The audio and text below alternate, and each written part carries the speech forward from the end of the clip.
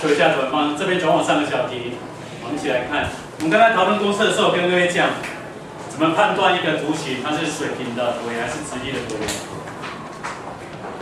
看谁？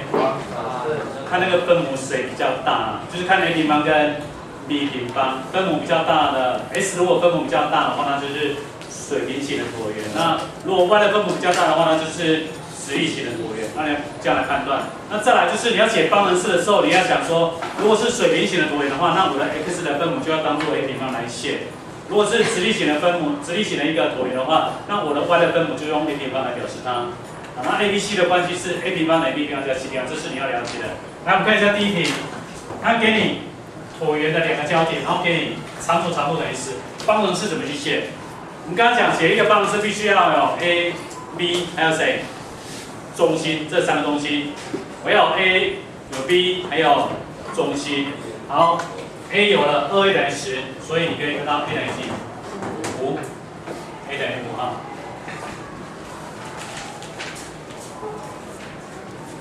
我的 a 等于5。那再来 f1 和 2的距离，你可以知道2c， 这两个端的距离是不是2c？ 几个单位场 ？y 坐标不变嘛，哈，那从4到负数几个单位？8个单位，所以从这边你知道 c 等于几 ？c 等于4 ，a 等于5 ，c 等于4，所以你可以知道 b 会等于多少 ？b 平方会等于 a 平方减掉 c 平方，所以等于多少？25减16等于9，所以 b 等于几？3。所以从这边你会发现一件事情 ，a5，c4，b 等于几？3。所以你可以把它 a 当做是一个直角三角形的斜边，那 b、c 就是当做两股。好 ，a 跟 b 有了，接下来还少什么东西？中心，对不对？好，椭圆的两个交点的中点就是中心，所以写出来中心是0跟负是0，中点的话0。好，再来我要写方程式喽。中心是0的话，方程式就写了 s 平方除以多少，然后 y 平方除以多少等于1。好，那决定一下，它是水平的还是直立的？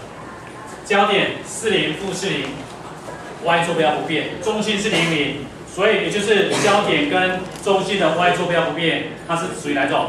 水平的，所以哪一个分母比较大 ？x 跟 y 谁的 x 比较大？所以 s 的分母要写的是 a 平方多少？25。y 的分母是写 b 平方多少？9。好，这是第一个找法啊。你要记住，先不记得抄哈。听完之后你再来写，因为这个地方概念应该还蛮容易了解。只是说最后写方程式的时候，分母你可能会写错，这第一个你要特别留意的哈。这第一个小题，再来我们过来看一下第二个小题。长轴的顶点有2个顶点给你，注意看哦。从这2个顶点你可以发现一件事情：第一个可以找到中心，第二个可以决定这是一个水平的椭圆还是直立的椭圆。请你告诉我是水平还是直立？水平的，为什么呢？因为这2个顶点的哪一个坐标是固定的 ？y 坐标固定，所以 y 坐标固定的话，而且 y 都等于几？负2，所以长轴就是 y 等于负2这个轴。长轴是水平的话，那我的图形就是一个水平的椭圆。因此这个地方你在解的时候，我们可以从这 2b 等于2，所以 b 等于几？1。从这2个长轴顶点，我可以知道说 y 坐标是固定不变，所以3到负1几个单位？4个单位。所以 a 等于几？2。好，因为长轴2个端点的长度是2a 嘛，2a 等于4，所以 a 等于2。a 有 b 有，所以只要再找谁就好？中心。好，中心的话怎么找？长轴顶点的2个点的怎样？中点就好。y 坐标固定是负2嘛。s 坐标呢？3加负1除以2多少？1。中心是1负2，所以方程式写成 x 减1的平方 x 减 h 加上 y 减 k，y 减负2，所以是 y 加2的平方等于几？等于1。好，分母注意了，刚刚讲水平还是直立的？水平的，所以谁的分母比较大 ？s 的分母比较大，所以 s 的分母是当做 a 平方 ，a 平方 a 是2 ，a 的平方多少？4，y 的分母是 b，b 的平方多少？1。好，有时候有些题目呢，它会把1怎样？省略了，不要说没有1啊，哦没有分母啊，不是没有分母，分母是多少？1。好，这是第二个小题的写法。好，不记得抄哈。我们把第三个观念讲完。第三个小题比前面两个小题有一点点复杂哈，它只给你一个顶点多少？负2跟几？4，然后短轴是在 s 等于2上面，2a 长轴长度等于10。好，我们要解方程式的话，一样的想法，2a 等于10，a 等于几？a 等于5。短轴在 x 等于2的上面，焦点是在负2跟4。那我们现在的想法就是说，我今天图形到底是水平还是直立的？从哪一个地方可以判断 ？x 等于？s 等于2，短轴是 s 等于2，s 等于2是垂直的还是水平的？垂直的，所以短轴是这个，这是 s 等于2，所以长轴应该是水平的，这就是长轴，所以我的图形看出来应该是这种形状。这样的话，这个才是短轴吧？所以从这边我可以确定一件事。负2是那点应该是在这里，这个点坐标是负2跟几？负2跟4，所以从这个地方我可以直接找出来我的中心是多少？中心这一条 x 等于几？2。y 坐标是这一条，对不对 ？y 坐标等于几？多少？4。好，这个比较不容易看得出来哈。再讲一次，焦点负2是短轴在 s 等于2，长轴2a等于10，所以 a 等于5。接下来短轴 s 等于2，那是垂直线，我就画下来。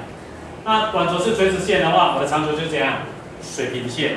那既然是水平线的话，长轴是水平线，那我的椭圆一定是这种形状，就是水平的形状。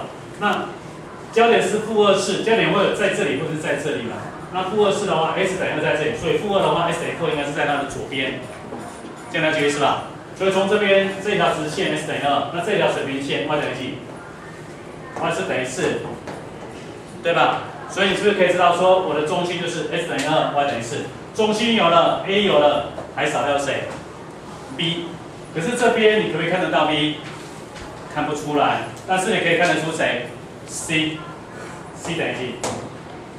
这个地方我刚刚讲中心是2几？2、4，所以这段长度多少？从2到负2总共几个单位？4个单位，所以 c 等于几？c 等于4。那这个时候发现 a 等于5 ，c 等于4，所以很明显你的 b 等于多少？5是配几？3啊。所以 a、b、c 是不是都有了？方程式可不可以写了？可以。中心在2、4，所以方程式写成 s 减2的平方除以多少？然后 y 减掉4的平方除以多少等于1。水平的话 ，x 的分母是 a 的怎么样？平方 a 等于5 ，a 平方是25，y 的话是分母是 b 平方，所以多少？9。我们找到答案。好，在抄黑板之前，再补充一下。第一个，你要想，我今天写一个椭圆方式，你要先把中心还有 a 跟 b 写出来，因为有中心有 a、b， 我就可以把方式写出来。但是做完中心之后 ，a 跟 b 一个判断很重要。如果是水平的椭圆的话，我的 x 的分母就是 a 平方。那如果反过来，如果是直立的椭圆的话，那我的 y 的分母就是 a 平方，那 x 分母就是 b 平方。你要记住这分母不要写颠倒哦，这个是比较容易搞混掉的地方哈。好，那你把它补充一下。